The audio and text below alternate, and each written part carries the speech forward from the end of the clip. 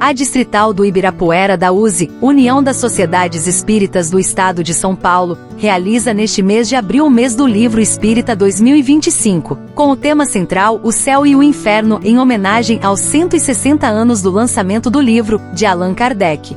As instituições participantes são o Instituto Espírita de Educação, a Instituição Espírita Beneficente Amor e Paz, o Centro Espírita Luiz Ismael e a Seara Bendita Instituição Espírita. As apresentações são do dia 8 ao 28, com intercâmbio de oradores entre as casas. A primeira exposição é de Regina Mercadante, com o tema O Céu. É com muita alegria que estamos aqui nessa tarde, onde estamos comemorando, né, o ano de aniversário do livro, esse livro aqui, ó, O Céu e o Inferno, de Allan Kardec. Então, eu busquei, né, o tema de hoje para a minha parte é o capítulo 3 desse livro que trata do céu.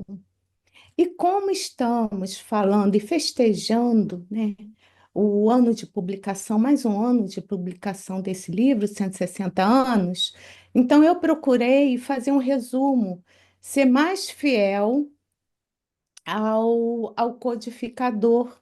Não quis florear muito, sabe quando a gente traz aquele monte de vamos recheando com os nossos estudos para eu procurei ser o mais fiel, vou procurar ser mais fiel aí com o pensamento de Allan Kardec.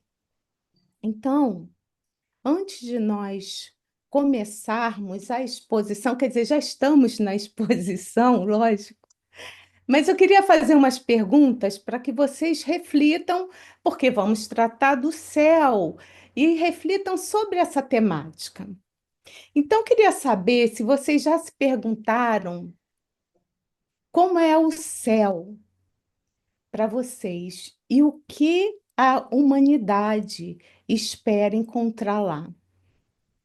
E nós vamos perceber, e por isso a minha pergunta, que desde a infância esse conceito de céu nos é apresentado de inúmeras formas. Então, uns vão acreditar que é a morada de Deus, de onde ele fica observando todas as coisas, as outras crenças, né? Já outros dizem que é o lugar para onde vão os desencarnados, que foram bondosos na terra.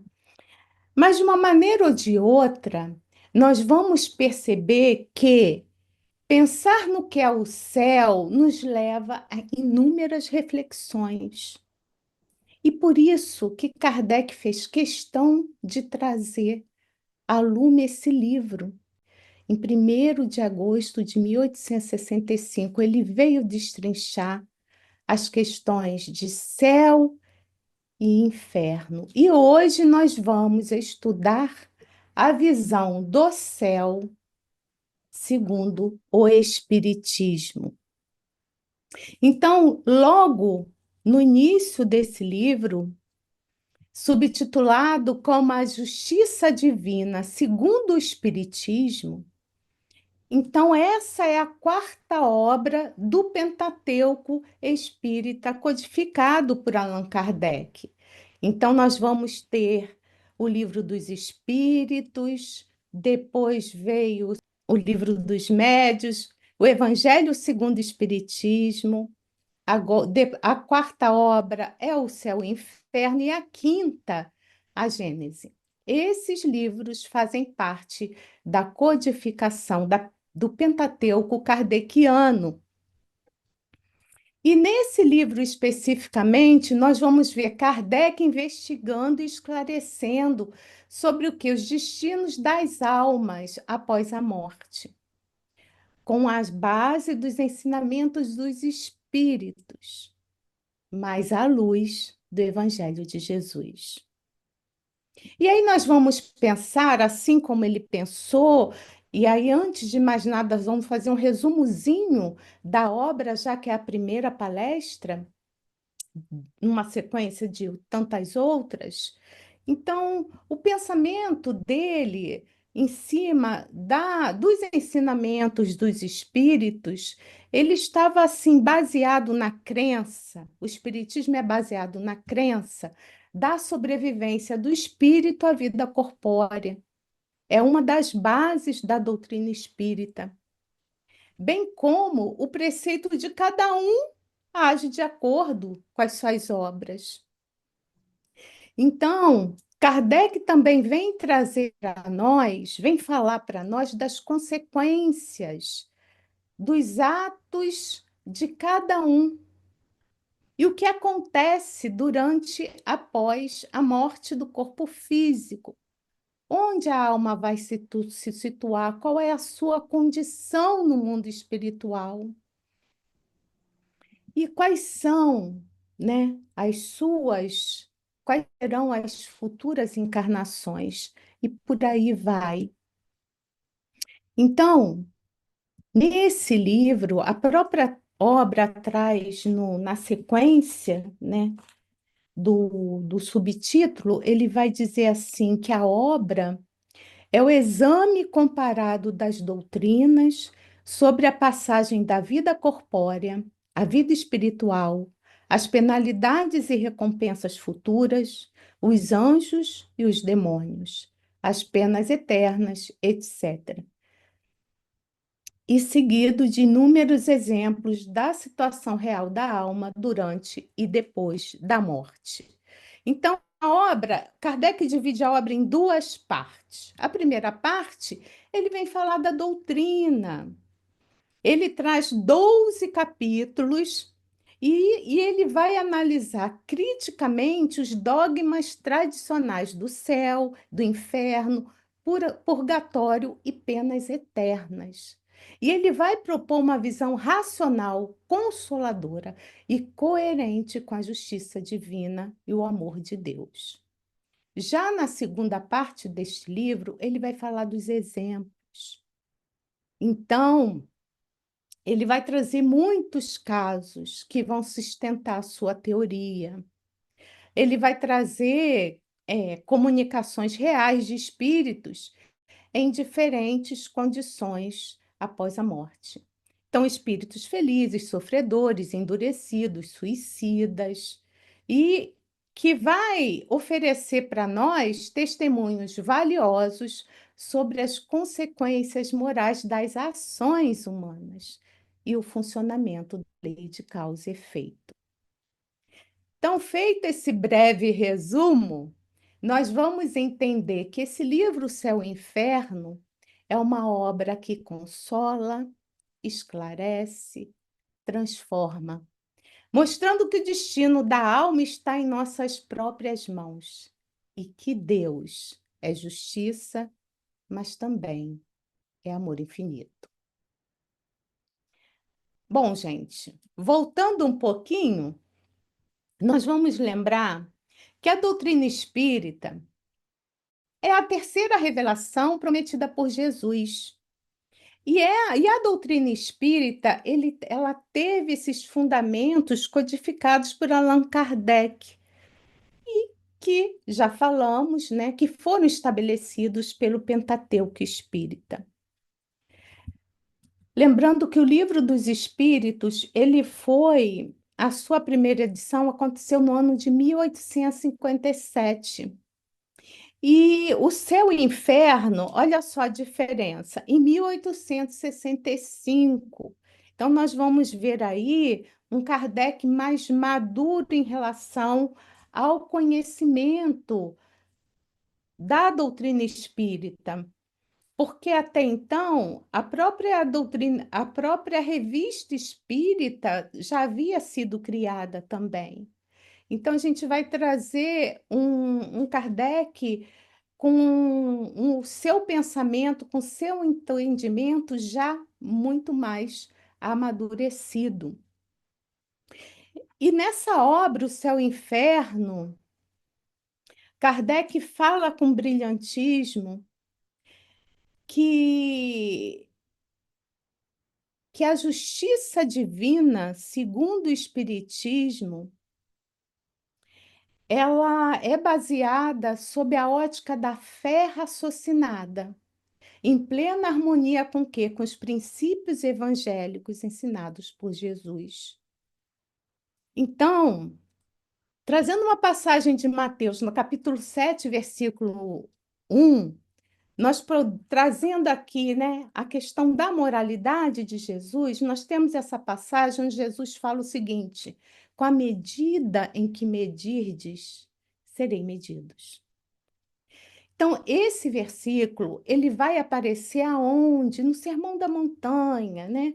Então, depois que Jesus fica 40 dias no deserto, antes de começar o seu messianato, ele traz informações preciosas no Sermão da Montanha.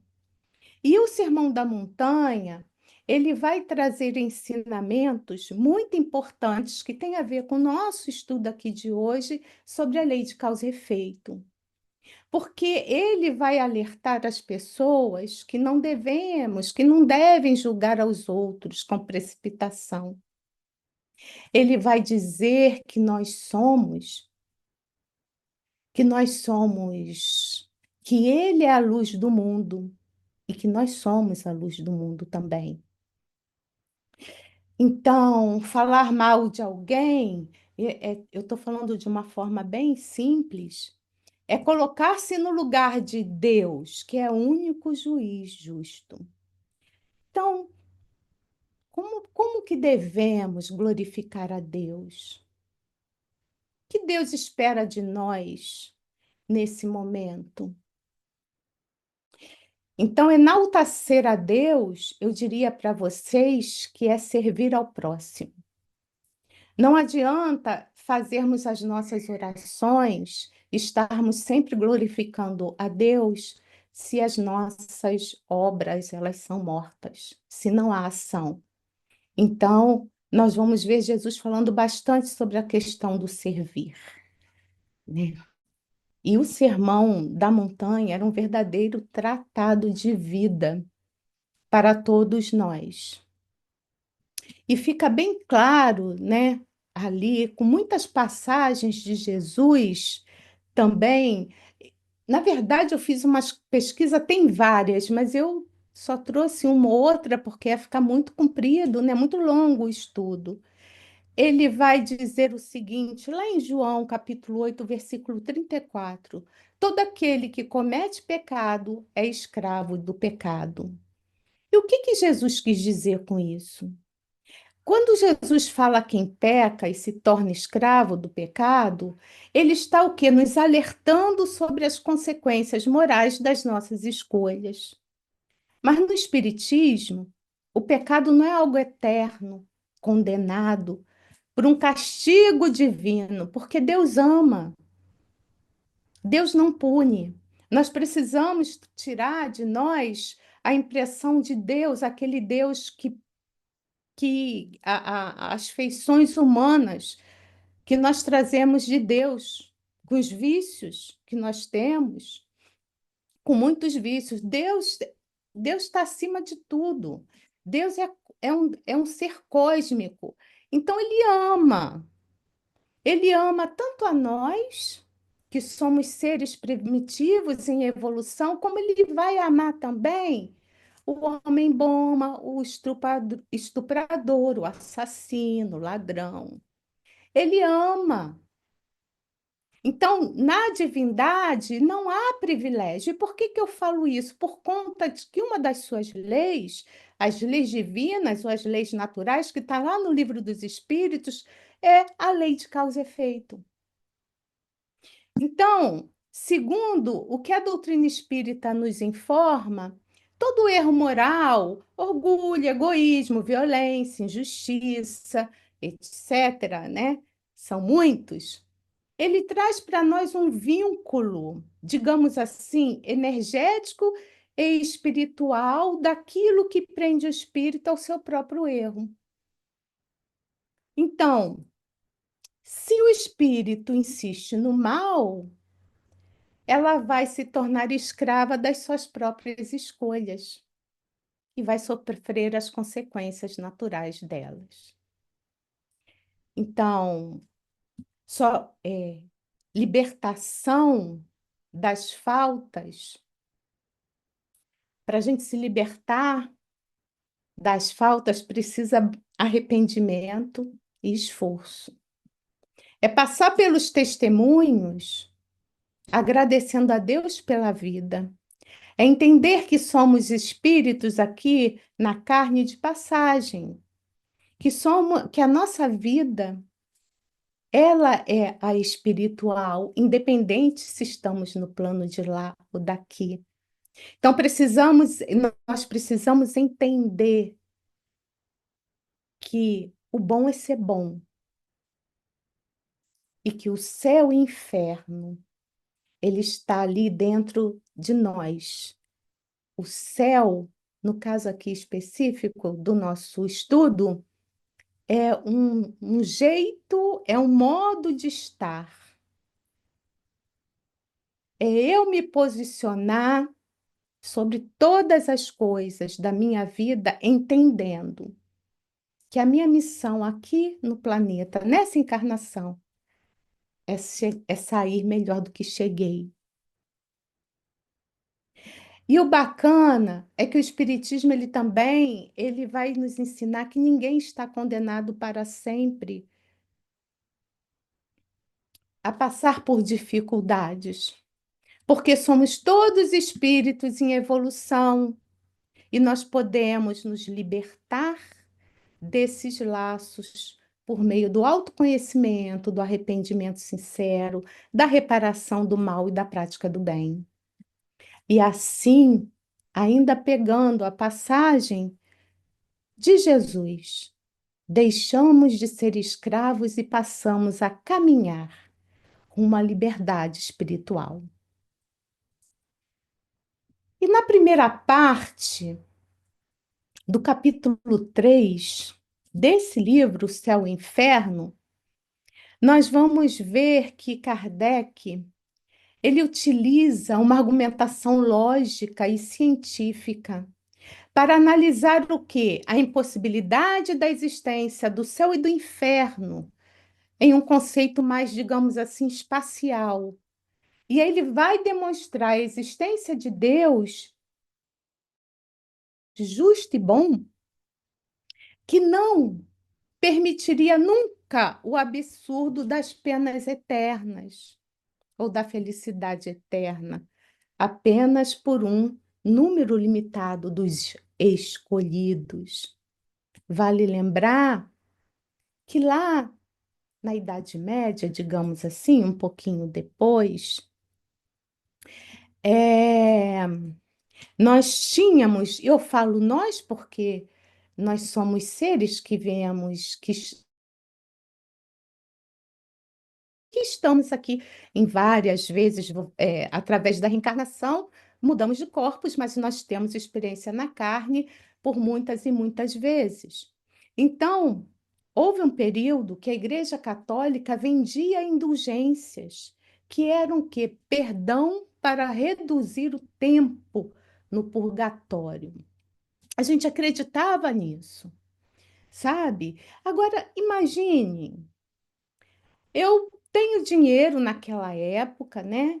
E o dinheiro, segundo a igreja, era para financiar as obras da Basílica de São Pedro em Roma. Então, eu compro, vamos dizer assim, né? O meu espaço ali no céu. Vou ficar pouco tempo no purgatório e vou para o céu. Os meus amigos que não são ricos, que não podem comprar as indulgências, como ficava? Como ficaria? Iam ficar no inferno eterno? Então, não faz sentido. E Kardec traz as questões do céu e inferno nesse livro. E por isso que Lutero, ele traz a reforma dos protestantes, porque ele não concebia na cabeça dele de vários outros, né? Esse Deus que não é justo e que não é bom. E a doutrina espírita, no seu aspecto filosófico, ele vem, né? Ele está assim, entrosado, está ali, perpassa pela religiosidade, sim, Na medida que vai respondendo com clareza e argumentação lógica as mais profundas questões humanas. Então, nós entendemos que o homem, ele compõe de corpo e espírito. O espírito é o ser principal, racional, inteligente. O corpo é o invólucro material que reveste o espírito temporariamente para que ele tenha a sua missão na Terra, que estamos aqui para aprendermos, para sermos pessoas melhores. Então, nós somos hoje, no presente, o reflexo do nosso passado. Então, nós somos, né, a reunião de várias personagens que tivemos, que vivemos no passado. Estamos planejando o nosso futuro aqui no presente. Então, entendendo que os espíritos são criados simples e ignorantes, mas dotados de aptidão para tudo conhecerem, para que possam progredir em virtude do quê? Do seu livre-arbítrio. Nós vamos conseguindo, ao longo do tempo, vamos tendo novos conhecimentos, novas faculdades, novas percepções, e vamos também nos aprimorando, né, através do retorno na carne. Então, é, começando, né, fazendo um resumo dos itens 1, 2 e 3 do capítulo 3. A gente já está agora aqui fazendo o resumo desse capítulo 3, onde trata ali da felicidade dos espíritos em relação àquilo que podemos alcançar, porque somos espíritos imortais. Então, Kardec começa a trazer assim de uma forma muito lógica e sequencial as questões relacionadas ao que ele chamou de céu. Então, fazendo um resumo do item 1, 2 e 3, onde nós vamos perceber que na fala de Kardec ele traz ali a ideia do geocentrismo, que foi o modelo aceito pela Igreja na Idade Média, onde a Terra era considerada o centro do universo, e sendo esse centro do universo, então ele tinha ali como astros, era assim que era o entendimento, o Sol, a Lua, planetas, tudo girava ao redor da Terra. E essa origem, ela foi definida pelos filósofos como Aristóteles, Ptolomeu, na antiguidade. Era o modelo aceito pela Igreja durante a Idade Média.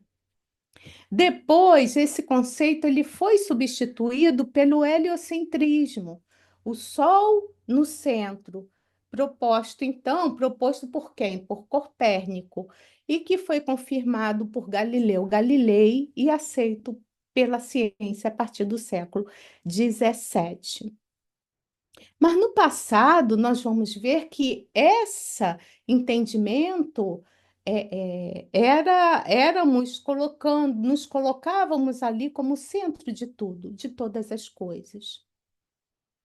E Kardec fala para nós que a palavra céu, ela refere-se ao espaço que envolve a Terra, que parece uma grande o quê? Concavidade, né? Côncavo e convexo. Então, concavidade. E antigamente acreditava-se que existiam vários céus sobrepostos, né? Vários, 1, 2, 3, 4, e esses céus giravam em torno da Terra e levava consigo o quê? Os seus astros. Então, era uma visão limitada da época, porque o conhecimento da humanidade sobre as questões da astronomia era muito, mas muito limitado. E aí, como tínhamos essa ideia de muitos céus, nós vamos ter assim, por isso que a gente escuta a expressão bem popular, eu estou no sétimo céu. É como se fosse assim, o estado de plenitude, o céu mais elevado, porque vem dessa crença. E aí ele vai dizer que os muçulmanos também, ele falava em céus, mas só que eram nove. Ptolomeu em 11, e por aí vai, tá? Então, as antigas doutrinas, elas falam dessas moradas daqueles que são bem-aventurados.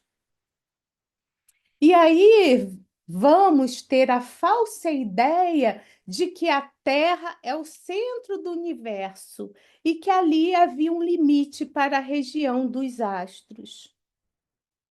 Então, nessas crenças, fala Kardec que Deus era colocado lá nos confins da criação, em vez desse centro, irradiando a sua presença para tudo. Vamos lembrar que a doutrina espírita nos ensina que estamos mergulhados no campo mental de Deus. Mas aí veio o avanço da ciência. E ficou claro para nós que a Terra é um pequeno astro entre bilhões de astros e que o Sol é apenas uma estrela dentro de um vale vasto turbilhão de estrelas. Então, nesse cenário que vai modificar a nossa ideia primeira, ainda muito limitada, nós começamos a perceber que estamos inseridos no universo e que o universo foi criado por uma inteligência suprema e que estamos aqui muito além, né? Não estamos só de passagem. Nós vamos perceber que existe em nós a necessidade de transcendermos, de chegarmos a espíritos mais puros através do nosso próprio esforço, da nossa própria vontade. Então, um dos principais fundamentos do Espiritismo, que nós vamos ver no Livro dos Espíritos, é a pluralidade dos mundos habitados. Por quê? Kardec nos ensina, os espíritos nos ensinam que há muitas moradas na casa do meu pai e que essas moradas habitam espíritos que estão na mesma faixa vibratória de sintonia, através da sintonia. Vocês sabem que o planeta ainda é um planeta de provas e expiações, está na alvorada, né? Está na transição do mundo de regeneração. Vale lembrar que a alvorada é o primeiro segundo após a meia-noite. Então, nós vamos ver espíritos falando, vou citar um livro, No Rumo do Mundo de Regeneração, quando Manuel Filomeno de Miranda observa de longe a Terra, ele percebe ali a psicosfera do planeta Terra, entre raios, entre uma massa densa envolvendo o planeta. E nós sabemos que a psicosfera do planeta é formado pelo nosso psiquismo, pelos nossos pensamentos. Então, se estamos num planeta, morando num planeta de provas e expiações, Deus não nos colocou aqui porque ele tem preferência entre os seus filhos. Não, é porque a nossa sintonia está de acordo com esse planeta. Porque quando a sintonia dos habitantes do planeta modificar, melhorar, o que que vai acontecer? O planeta vai deixar de ser de provas e expiações e vai ser um planeta regenerado. Então, essa questão da pluralidade dos mundos habitados, que Kardec traz também nesse capítulo Céu, é de suma importância, porque vai mostrar a justiça e a bondade de Deus.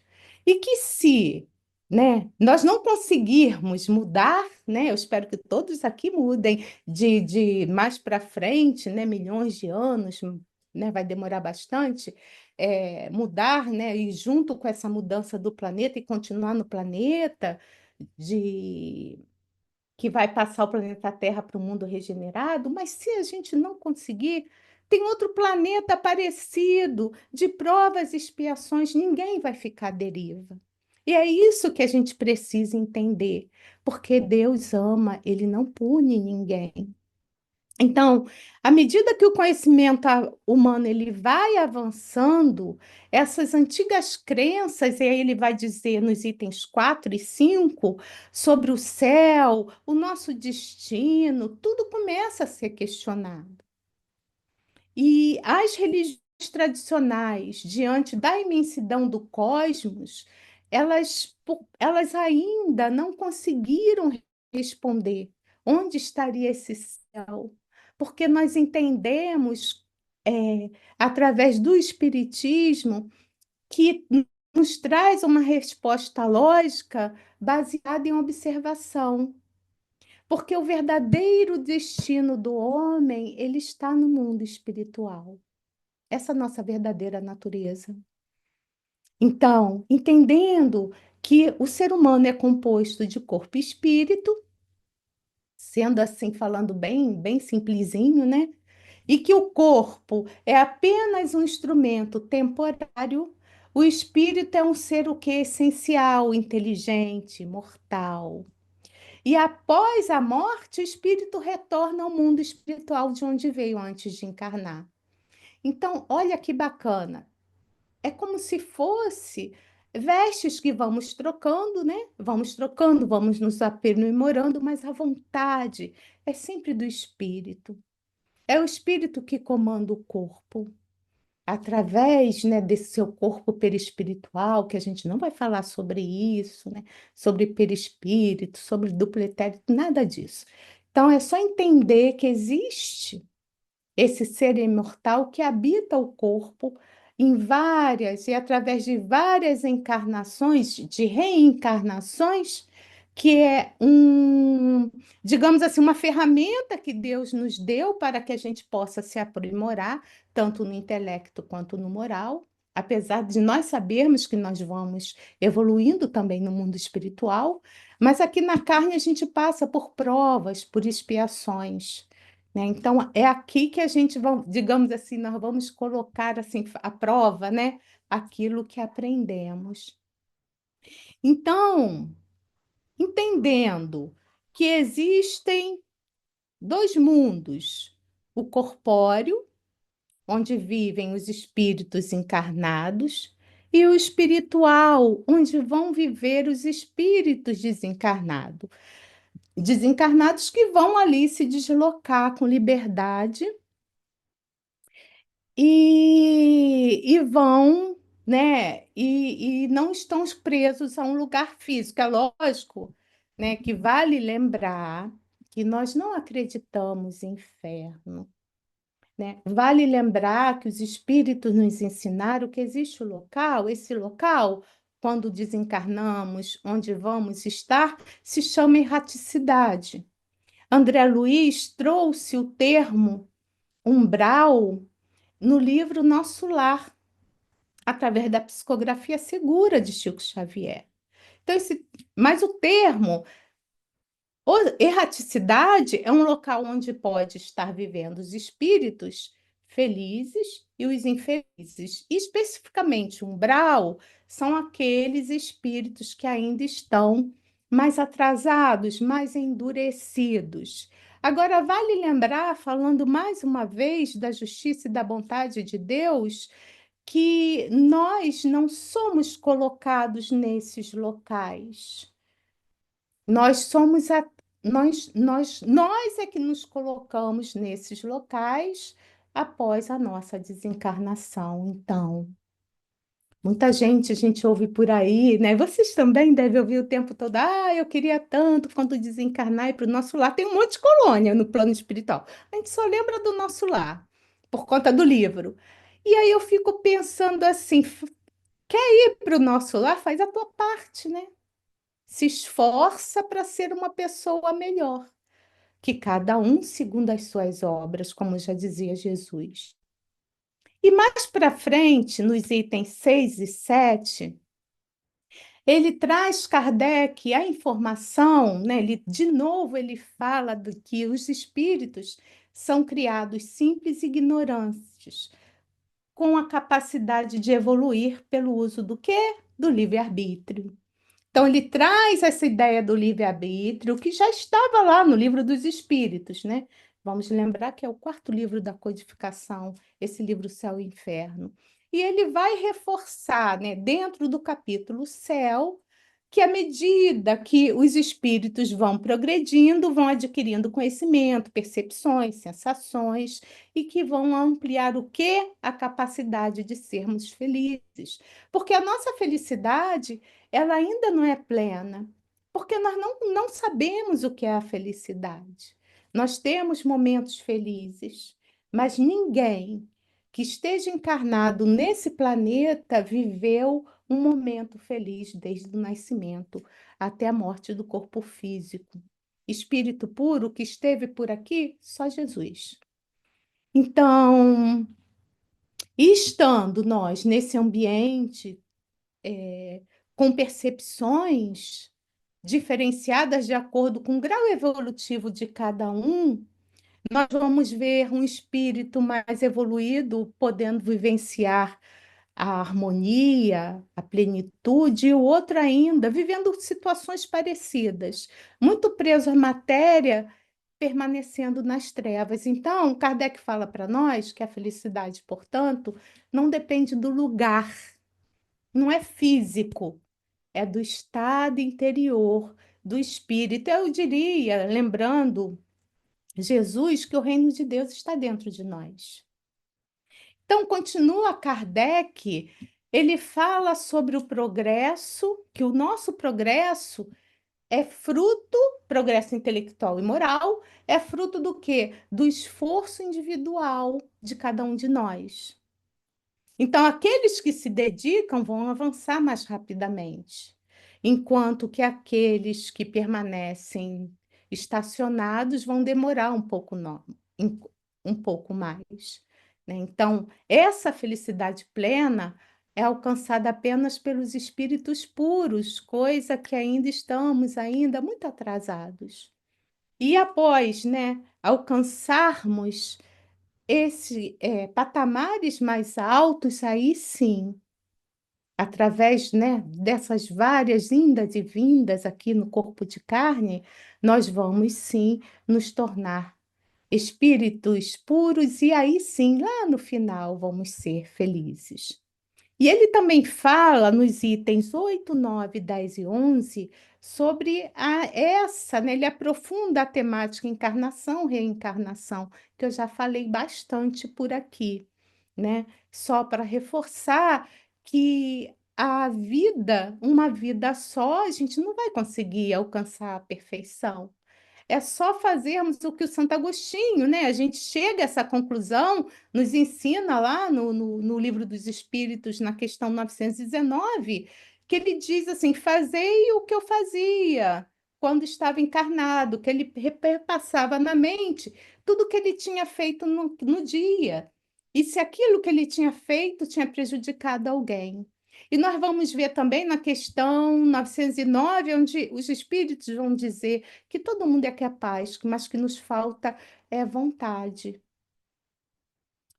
em modificar nessa ação no bem, né?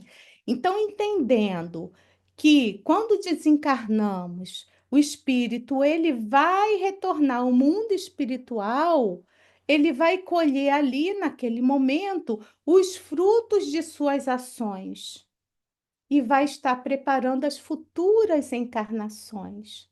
Então, ele continua sempre evoluindo através de muitas existências. E nos itens mais para frente, 12 e 13, nós vamos perceber, ele vai nos trazer a informação sobre a felicidade dos espíritos elevados e as suas atribuições. Porque os espíritos nobres, eles nunca ficam na ociosidade. Por conta de que, para eles, uma vida ativa e plena, livre de sofrimento, ajudando ao próximo, isso sim é felicidade. Então, esses espíritos desfrutam das belezas da criação, compreendem mais profundamente o universo e vivem em paz, em harmonia com os outros espíritos, e acima de tudo, eles vão ter a visão de Deus. E assim eles vão trabalhar constantemente, mas sem cansaço. Então, vale lembrar que não há, como eu já falei, né, e como a gente vê no livro dos Espíritos, não há privilégio na criação. Tudo que é conquistado é pelo próprio mérito. Então, se o espírito chegou no estado puro, é porque ele conquistou aquele lugar. Então, cada um de nós ocupa um papel justo e proporcional ao que é o nosso progresso. Desde o que as nossas grandes responsabilidades cósmicas até as tarefas mais simples. E nos itens 14 e 15, nós vamos ver Kardec falando sobre a missão dos espíritos. Então, existem as missões, as grandes missões desses espíritos nobres, mas todos nós temos as nossas missões. A nossa missão, como eu falei anteriormente, vou repetir, é sairmos dessa encarnação melhores do que chegamos. Então, cada um de nós vai, né, com esforço, com responsabilidade, com vontade, vai promover o progresso. E cada um de nós tem essa missão. Então, todos, sem exceção, vamos contribuir para um progresso geral. É olhar o outro como verdadeiro irmão. É como Jesus nos ensinou. Ele nos deu dois mandamentos: amar a Deus sobre todas as coisas e ao próximo como a nós mesmos. Então, se amamos ao próximo como a nós mesmos, nós vamos estar dentro, atendendo o ensinamento de Jesus e vamos estar amando a Deus. Agora, no atual estágio evolutivo que vivemos, a gente ainda não consegue amar o inimigo, nem ser amigo do inimigo. Mas Jesus vem falar da prudência da serpente, da candura da paz. Então, se eu ainda não consigo viver com desafeto, eu posso enviar através da prece, mensagens de amor, de paz e de fraternidade. Isso eu já consigo fazer. Então, é um salto de cada vez. Eu não consigo estar ainda com o meu inimigo, mas eu já consigo emitir vibrações de paz, de amor e felicidade para ele. Essa é uma atitude do verdadeiro cristão. Porque tudo no universo, a vida, movimento, trabalho, ajuda, cooperação. E cada espírito vai carregar em si os elementos da sua própria felicidade. Olha aí, Kardec falando de felicidade de novo, de acordo com o entendimento do seu grau de evolução. Então, a felicidade, ela não vai estar num lugar específico, mas nessa capacidade interior sentir, de senti-la. Então, é, e mais para frente, nos itens 16 e 17, Kardec vai dizer que a felicidade não é pessoal. Mas como assim, Regina, não é pessoal? Ele vai dizer que a felicidade, ela não é solitária nem egoísta.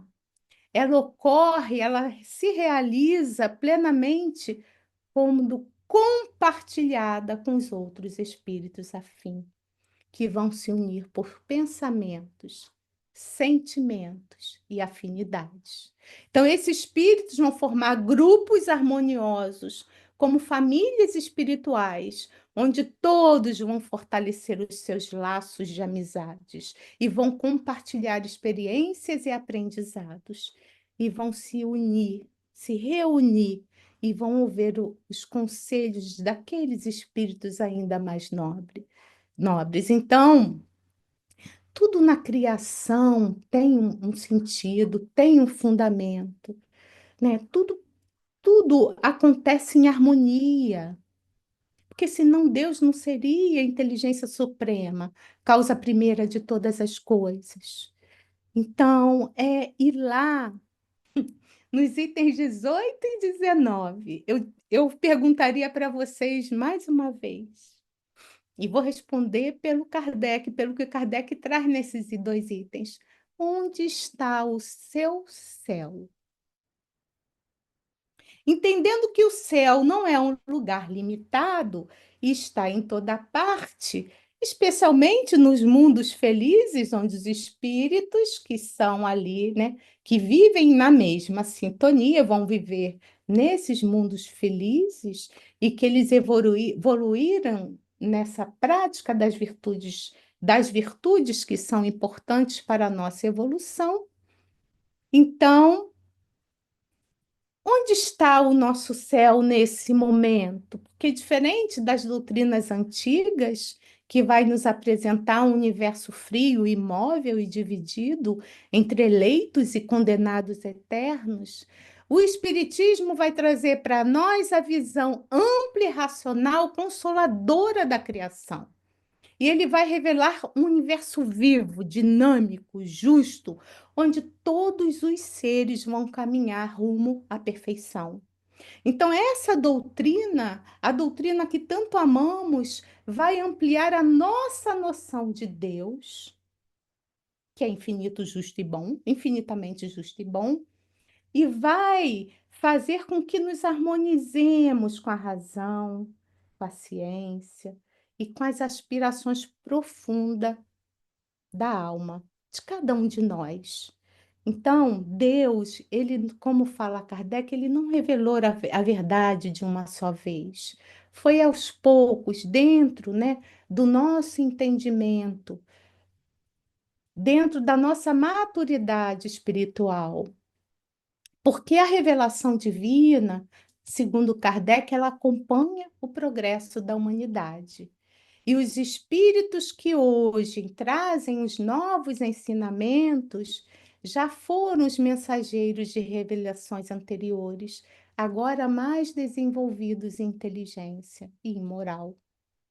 Então, essa nossa limitação da compreensão humana do passado, que ainda temos, porque não somos espíritos puros, que trabalhávamos assim, que entendíamos através de simbolismos, ela vai se ampliar com o avanço da ciência, do pensamento, e assim nós vamos compreender melhor as verdades, vamos aos poucos essas verdades espiritual.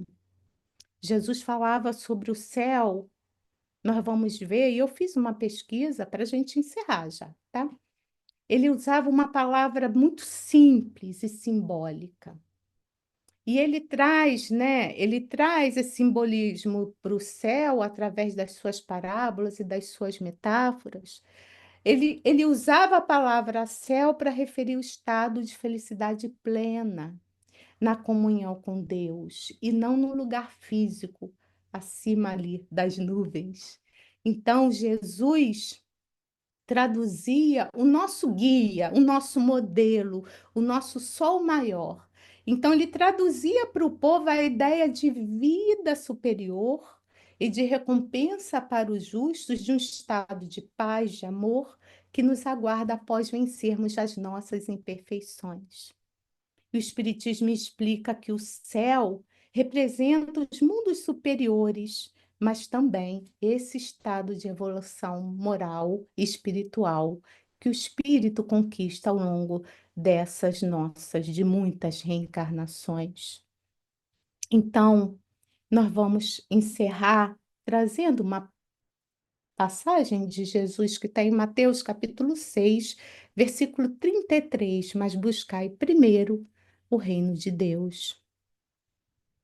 Buscai primeiro o reino dos Deus, porque o reino dos céus é um estado interior.